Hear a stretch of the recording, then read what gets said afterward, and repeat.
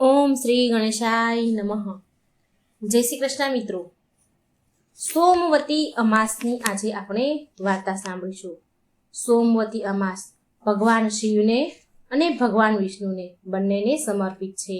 માટે મિત્રો આપણે સોમવતી અમાસની વાર્તા મહત્વ પણ સાંભળીશું અને સાથે ભગવાન વિષ્ણુની મા લક્ષ્મીની અને શિવજીની કથા પણ આપણે સાંભળીશું. તો પૂરા ધ્યાનથી આ વાર્તા સાંભળજો.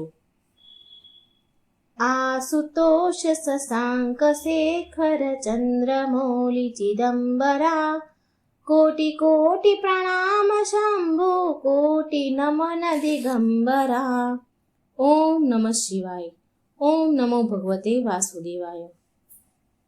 આમ તો મિત્રો એક વર્ષમાં 12 અમાસ આવે છે. જ્યારે સોમવારની અમાસ સાથે હોય તો તેનું મહત્વ અનેક ગણું વધી જાય છે. સોમવાર હોય અને એ દિવસે અમાસ હોય તો આપણે એને સોમવતી અમાસ કહીએ છીએ. સોમવતી અમાસનું વ્રત કરનારી પવિત્ર જળમાં સ્નાન કરીને પીપળાના ઝાડની પૂજા કરવી અને ઘીનો દીવો પ્રગટાવવો અને 8 જાતના ફળ લઈને 108 પ્રદક્ષિણા કરવી. 108 પ્રદક્ષિણા ફર્યા પછી એ ફળ ભગવાનને અર્પણ કરવા અને બીજું સૂતર વીંટીને પણ પ્રદક્ષિણા કરી શકાય છે. મિત્રો તમને જણાવી દઉં કે સોમવતી અમાસના દિવસે આ 5 વસ્તુઓનું મહત્વ ખૂબ જ વધારે હોય છે. એમાં એક છે મૌન વ્રત, બીજું છે પીપળાનું પૂજન, ત્રીજું શ્રી હરિ વિષ્ણુ અને શિવજીની પૂજા, ચોથું ગંગા સ્નાન અને પાંચમું છે સૌભાગ્યવતીની કામના.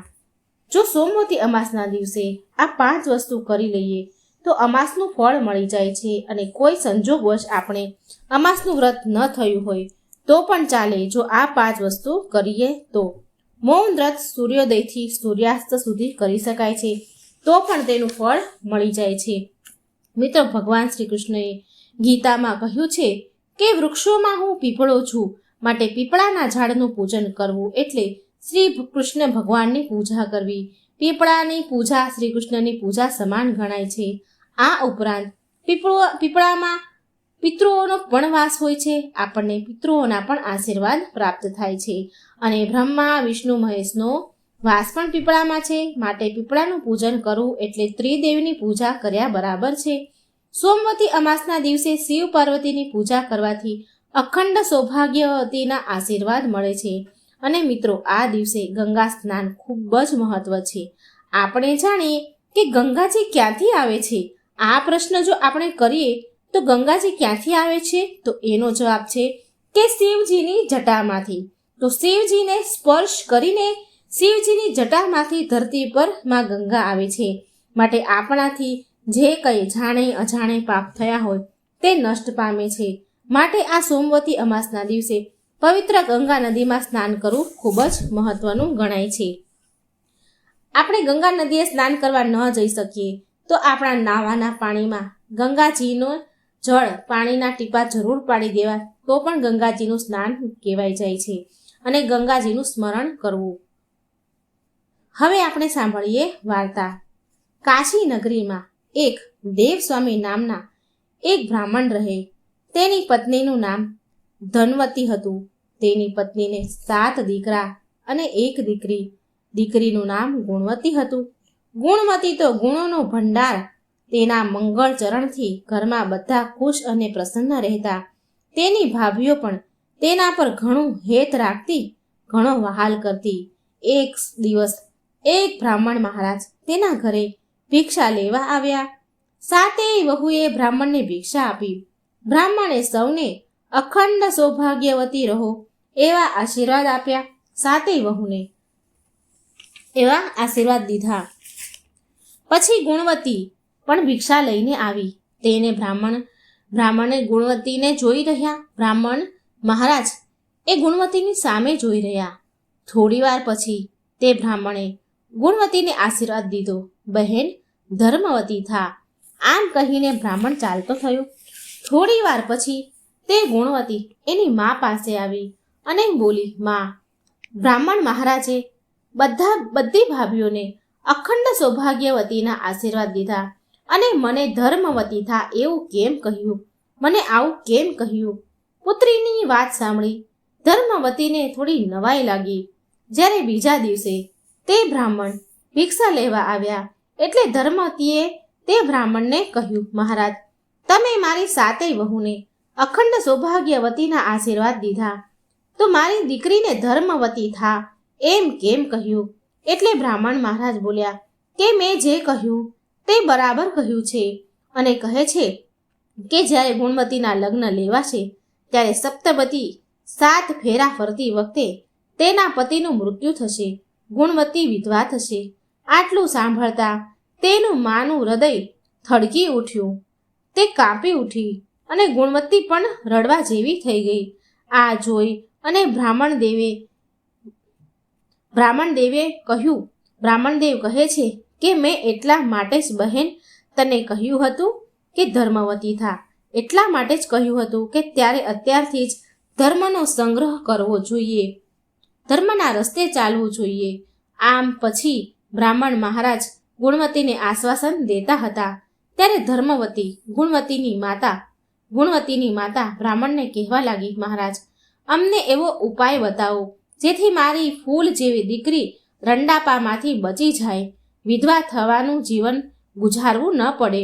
ધર્મવતીની વાત સાંભળી મહારાજ બોલ્યા કે જો તમે સિંહલ દ્વીપમાંથી સોમા ધોબણને તમારા ઘરે લાવી શકો તો તમારી દીકરી દુઃખમાંથી બચી શકે, પરંતુ એ કામ ઘણું કઠણ છે. આમ કહી બ્રાહ્મણ ત્યાંથી ચાલતા થયા. આ વાત ધર્મવતીએ તેના પતિને કહી અને આ સાંભળી દેવસ્વામી વિચારમાં પડી ગયા કે સિંહલ દ્વીપમાં જવું શી રીતે? અને તેણે તેના 7 પુત્રને બોલાવ્યા અને સિંહલ દ્વીપમાં જવાનું કહ્યું. એટલે મોટા 6 છોકરા ચૂપ રહ્યા, પણ સાથે નાનો શિવસ્વામી સિંહલ દ્વીપમાં જવા તૈયાર થયો. શિવસ્વામી અને ગુણવતી સિંહલ દ્વીપ જવા ચાલતા જ નીકળી પડ્યા. વનવગડા વીંધતા જાય છે. જો ભૂખ લાગે તો વનવગડામાંથી ફૂલ, ફળ, પાન ખાતા જાય છે. તે બંને ભાઈ બહેન સમુદ્ર કાંઠે આવી પહોંચ્યા. ભાઈ બહેન થાકીને લોથપોથ થઈ ગયા હતા અને સમુદ્ર કિનારે કાંઠે આવીને વિચાર કરે છે કે સમુદ્ર ઓળંગવો શી રીતે. આમ વિચાર કરતા તે ભાઈ બહેન એક વડના ઝાડ નીચે બેઠા. આ વડ ઉપર એક ગીધ પક્ષી તેના બચ્ચા સાથે રહેતો હતો. તે ગીધ વડના ઝાડ પર તેના બચ્ચા માટે ખાવાનું લઈને આવ્યો હતો.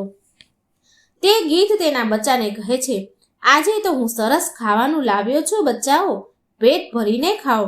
એટલે બચ્ચા બોલ્યા, અમારે કાંઈ ખાવું નથી. એટલે ગીધ બોલ્યો, અરે એવું શું છે? આટલું સરસ જમવાનું છે અને તમે ખાવાની ના પાડો છો? બચ્ચા બોલ્યા કે આ ઝાડ નીચે જે બેઠા છે તે બંને ભાઈ બહેન કેટલાય દિવસથી ભૂખ્યા છે, તેને ખવડાવ્યા વિના અમારું પેટ કેમ ભરાય માં? બચ્ચાનો અતિથિ પ્રત્યેનો આવો પ્રેમ જોઈને તે ગીધ પક્ષી વન ફળ ઉપાડી લાવ્યો અને તે ભાઈ બહેનને આગળ મૂક્યા.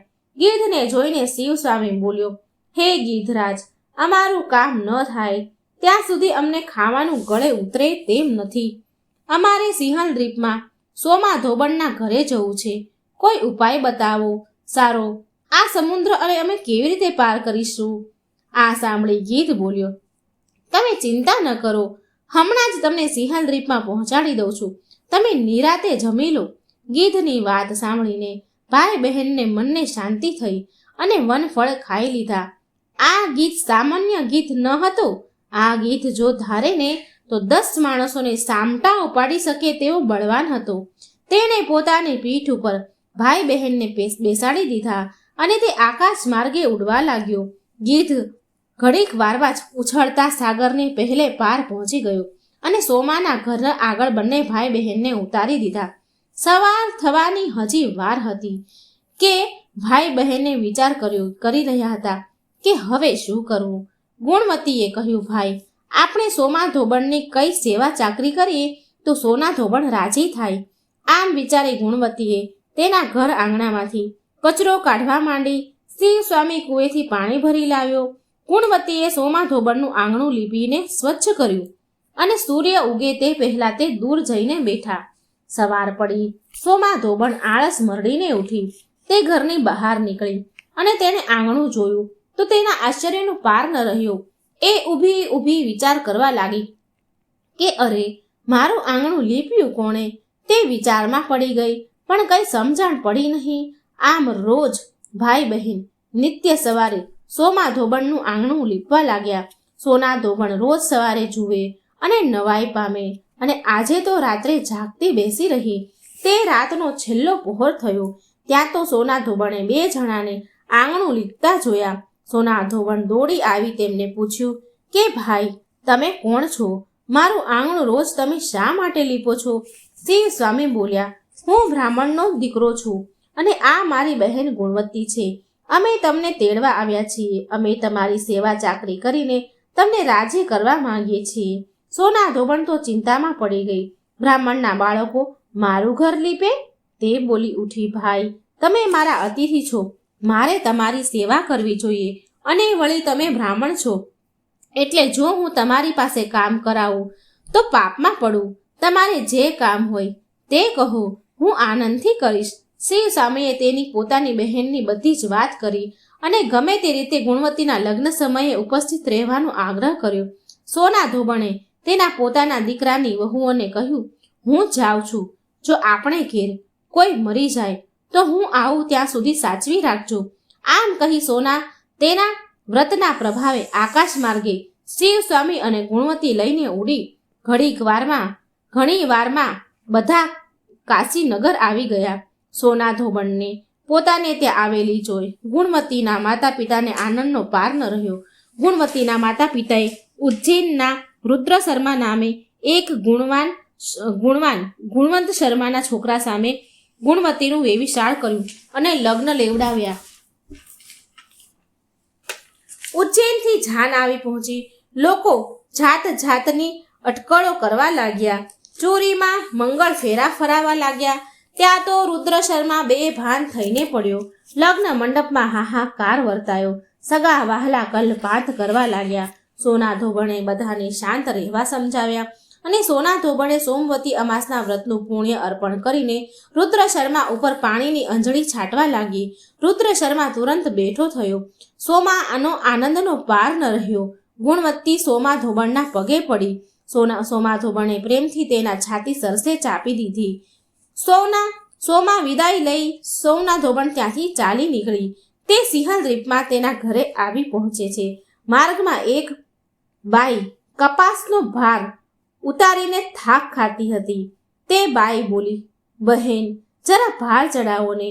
સોમા બોલી કે બહેન, મારે સોમવતી અમાસનું વ્રત છે, હું તમને ભાર નહીં ચડાવું. સોમા ધોબણ આગળ ચાલી તો આગળ એક બાઈ મૂળાનો ટોપલો લઈને બેઠી હતી.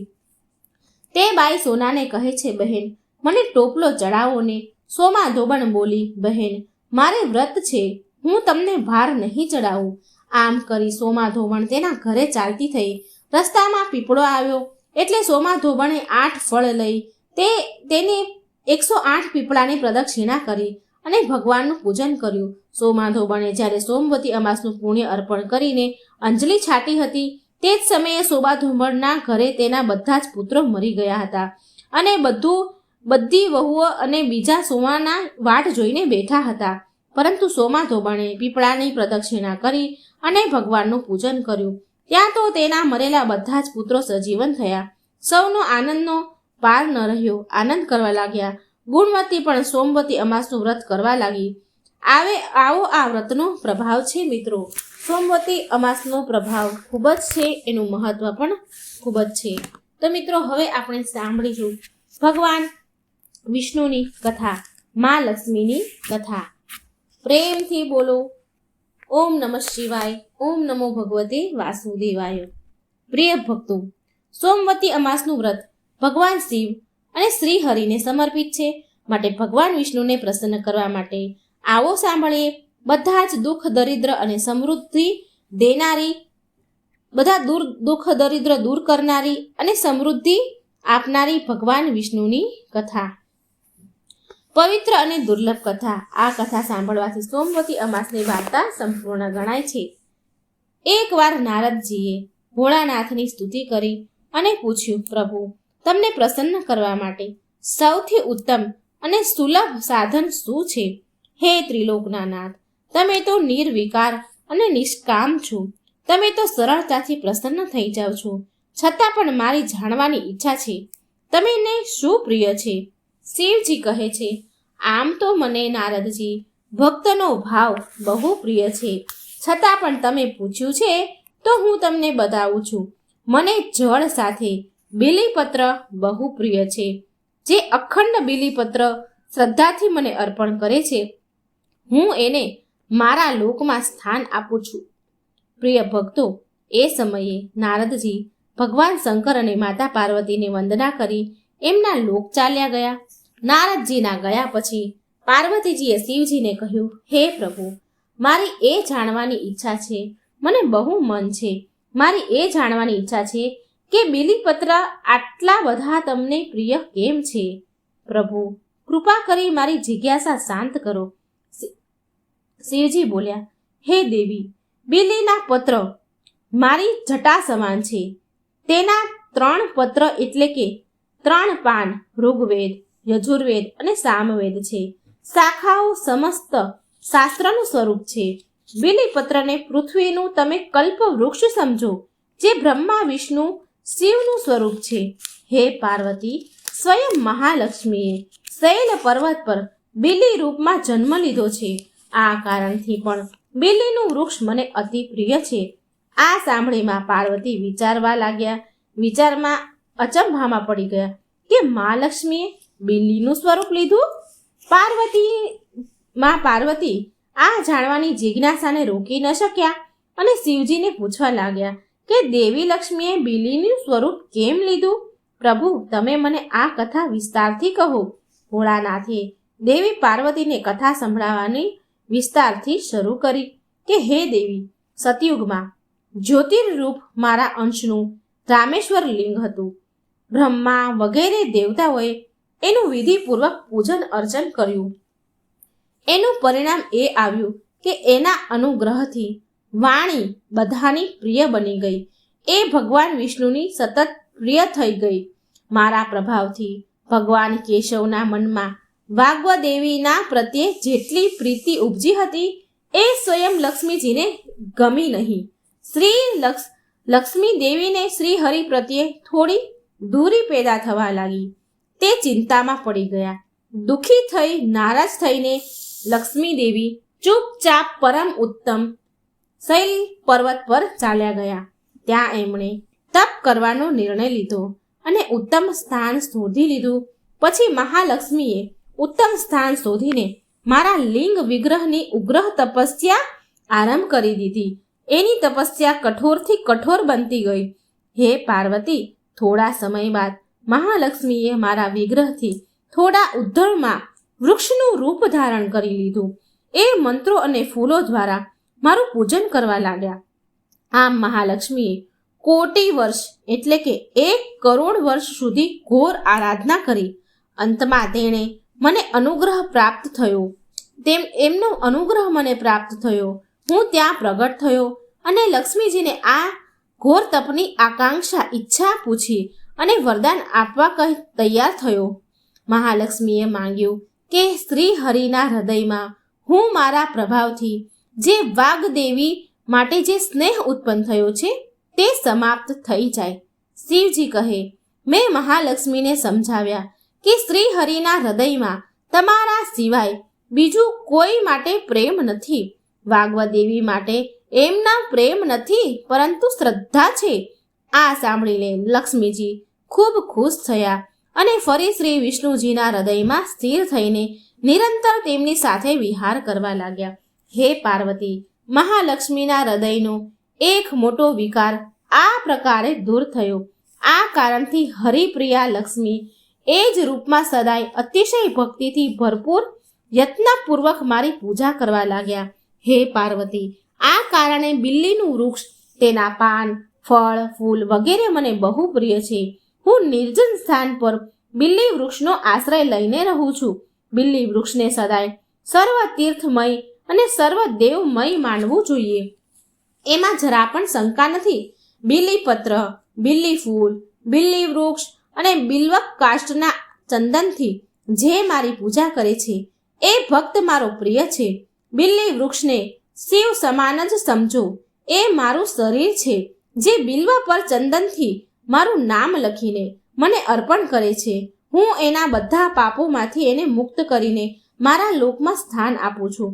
હે પાર્વતી, એ વ્યક્તિને સ્વયં દેવી લક્ષ્મી નમસ્કાર કરે છે, જે બિલ્વેથી મારી પૂજા કરે છે.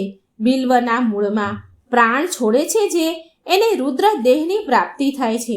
મારી પૂજા માટે બિલ્લીના ઉત્તમ પાનનો ઉપયોગ કરવો જોઈએ.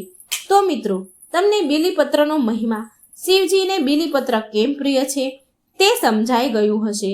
જો તમને આ વિડીયો, આ વાર્તા પસંદ આવે તો કમેન્ટ જરૂર કરજો, કમેન્ટમાં લખજો અને વિડીયો લાઈક અને શેર કરજો. આ ચેનલને સબસ્ક્રાઈબ પણ જરૂર કરજો. એકવાર પ્રેમથી બોલો ઓમ નમઃ શિવાય. શ્રી હરિ વિષ્ણુની જય, મા પાર્વતી મહાલક્ષ્મીની જય. જય શ્રી કૃષ્ણ. રાધે રાધે. Thank you.